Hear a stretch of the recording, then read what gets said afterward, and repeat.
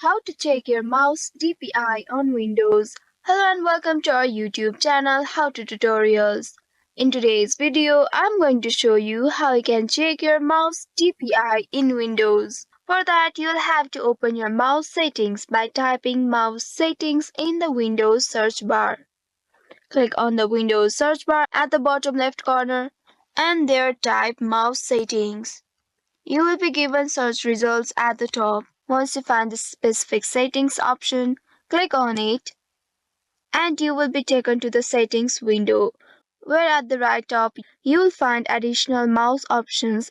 Once you find it, click on it and at the left side you will find the pop-up window. On this pop-up window, make sure you select this pointer options, which is just next to the pointer. Click on it and under motion section you should see a slider for the pointer speed. Below the slider there you will see a checkbox for enhanced pointer precision. Leave this box unchecked for accurate DPI measurement. Now once you have done this, click on this apply button at the bottom and then click on this OK to confirm the changes. Wait for a while and now finally measure the distance of your mouse cursor. For that you'll have to open any web browser and at the address bar type DPI Analyzer.